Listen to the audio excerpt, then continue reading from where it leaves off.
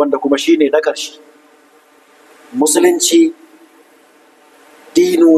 addini ne na as-samahati wal yusr, addini ne na yafiya,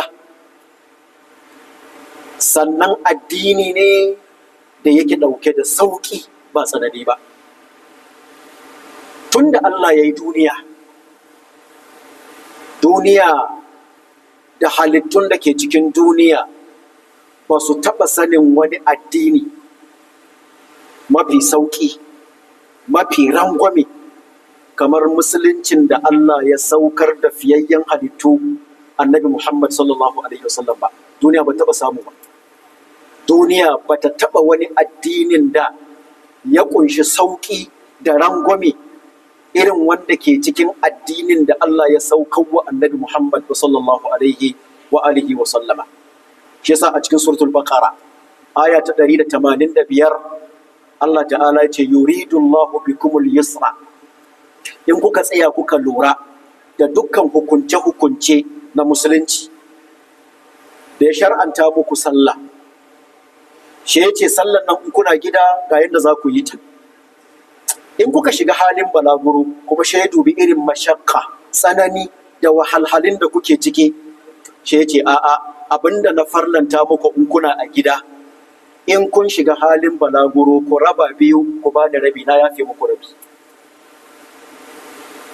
Wannan sallan a irin hai'ar da manzon Allah ya karantar da mu yinta a tsaye tare da ruku'i da sujjada, shi Allah ya ce idan kun shiga cikin hali na tsoro, farijalan aw rukbana, sallan nan za ku iya koyi ta akan kafafunku kuna tahiya, aw rukbanan ko kuma kuna akan abin hawa za ku iya yin sallah. Kai akan abin hawan ma ba ta yiwuwa, kwance ne kake akan gadon asibiti, ba ka iya zama akan kugunka, shi Allah ya halitta maka daga kwancen ya halitta kai sallan koda ima'an ne, koda a cikin kanka ne kana tunanin yanzu kam gane nan nayi ruku'i, yanzu kam gane nan na taso, yanzu kam gane nan cikin sujjada. A fa cikin tunaninka ne kake sallan, ba tare da ko yatsanka ya motsa ba, kuma har ka sallame Allah ya karbi sallanka kamar wanda yayi a tsaye a cikin masallaci.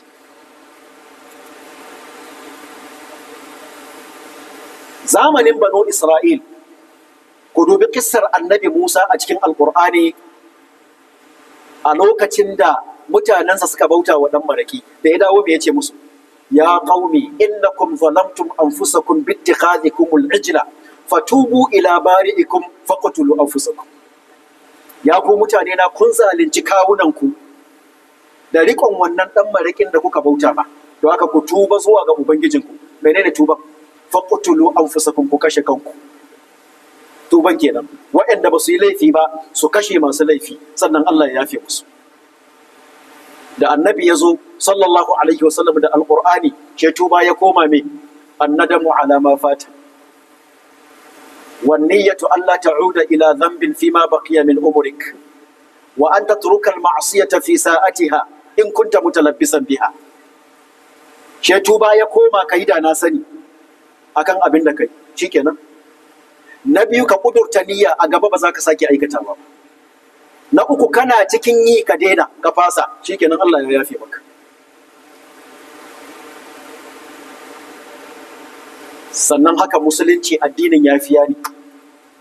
Duk irin cutar wanda Qurayshawa, kafirai, mushrikai suka wa manzon Allah sallallahu alaihi wasallam a Makka, an ɗaure masa sahabbai, an bulale wasu, an kashe wasu, an kori wasu, an kwace dukiyan wasu, an raba wasu da iyalansu, kai har shi manzon Allah da kansa an kore shi, an bar garin Makka, ya bar garin Makka, yayi hijira ya koma Madina. Amma bayan shekara 10 da ya dawo yayi fathu Makka, ce ya bada mafaka guda biyu. Saboda ran nan ya san irin karfin da ya shigo garin Makka da shi, kafirai ba su da wata dibara illa su miƙa wuya. Kuma wanda ya yi tirjiya ba zai iya komai ba don an fi ƙarfinsa. Shi annabi sallallahu alaihi wasallam ya ce duk wanda ya gudu ya shiga Ka'aba ya tsira. Haka duk wanda ya shiga gidan Abu Sufyan ya tsira. Abu Sufyan shekara 10 ba irin da'awar da ba a yi ba, ya ƙi yi imani. amma ranar da za a shigo makka annabi ya tambayi sahabbai ya ce to kun fa san akwai abu sufyan a makka, a ganin ku yanzu in mun shiga ya za mu yi da shi? sayyidina abubakar radiyallahu anhu ya ce ya rasulullah, ni na san wannan baffan naka mutum ne mai san girma, abin da ya sa yaƙi bai sa ya musulunta ba, karantarwa da da'awa duk bai sa ya musulunta ba, a gani na mu ba shi girma, mu ba da gidansa a matsayin malaba, cewar duk wanda ya shiga gidansa ya ɓoye to an ba shi belin shi. To wannan ya ƙara wa Abu Sufyan girma. Kamun ka ce ca gidan Abu Sufyan ya cika da 'yan gudun hijira, she gashi ya kawo kansa gaban manzon Allah sallallahu alaihi wasallam ya bi kauya. Haka lokacin da annabi ya shigo ya tara Qurayshawa a gindin Ka'aba, ya ce ai kun san irin cutar wanda kuka yi, kun san irin tsangwaman da kuka yi wa sahabbaina, kun yaƙe ni, kun kashe min sahabbai, kun ɗaure na ɗaurewa, a ganinku a yanzu daga ku a hannuna me kuke zaton zan yi da ku? Shi suka ce haba ya mai karamci, ɗan mai karamci, ai mun san ka.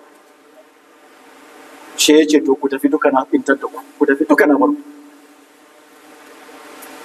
Da annabi sallallahu alaihi wasallama in ya tuna irin abin da suka yi masa a baya, shi ce ina ai ko kun miƙa wuya shi mun rama.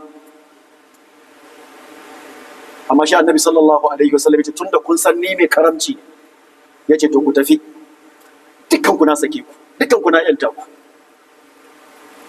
Musulunci kenan. Shi yasa annabi sallallahu alaihi wasallam ya ce ni an aiko ni da addini miƙaƙe kuma wanda yake cike da sauƙi, wanda yake cike da rangwame. Nana Aisha ummul mu'minin Allah ya kara mata yarda, ta ce ba a taɓa kawo wa manzon Allah sallallahu alaihi wasallam zaɓi tsakanin al'amura guda biyu ba, wanda ahaduhuma aisaru min al-akhar. Daga cikin waɗannan ababen guda biyu, ɗaya ya fi ɗaya sauƙi, ɗaya ya fi ɗaya rangwame. Ta ce illa ikhtara aisarahuma, shi annabi ya ɗau mafi sauƙi. Ma lam yakun isman, matukar wannan saukin ba laifi bane shi annabi zai dauka. Ya da kawo ma annabi abu biyu. Kana cikin halin balaguro, Allah ya halitta maka kai kasaru raka'a biyu, amma kuma in ka cike kai hudun ba laifi bane. Annabi ce a biyun da ya zanyi, tunda shi yafi sauki. Ba zai kallafa ma kansa wahala ya ce a'a shi yayi hudun ba, tunda dai Allah ya ka masa sauki to saukin zai dauka.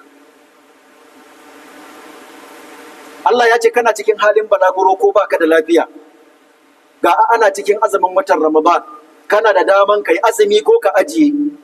Ba zai ce a'a ai tunda azumin bai cutar da ni zan dai yi azumin, tunda Allah ya sauwake ya ce zan ajiye in huta in ci abinci, daga baya shi in biya abin da na sha. Matukar babu sabo a cikin wannan saukin to sauki annabi yake dauka. To wannan shine abinda Allah yake gaya mana a aya da yace qul bi fadlillahi wa bi rahmati, yace ka gaya musu da falalan da Allah ya yi muku da kuma rahamansa, to fa bi zalika falyafrahu, da wannan ya kamata ku yi faraha, ku yi murna, ku ji dadi. Ya ku musulmi, ku ji dadi, ku gode ma Allah da Allah ya yi ku musulmi. Kar ku ji takura saboda kuna musulmi, kar ku ji kunya don kuna musulmi, haka kar ku ɓoye zaman ku musulmi, saboda shi ne baiwa mafi girma wanda Allah subhanahu wa ta'ala ya muku.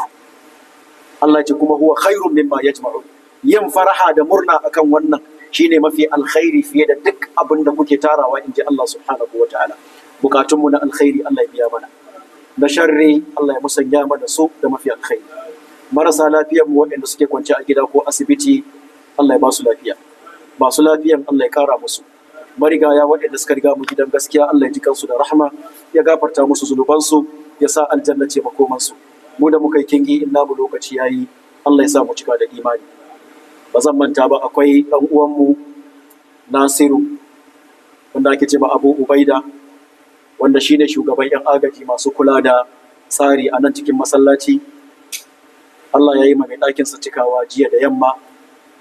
Muna roƙon Allah subhanahu wa ta'ala ya ji kanta da rahma, Allah ya gafarta masa zunubanta, ya sa ta huta, ya sa kuma aljanna ce makomanta. jana'iza an ce an juma kaɗan karfe 3 ko 4 za a yi jana'iza insha Allah a makabartan musulmi na Yaddada. Don haka muna roƙon Allah maɗaukakin sarki ya tausaya wa wannan baiwa Allah, ta daɗe tana jinya sosai.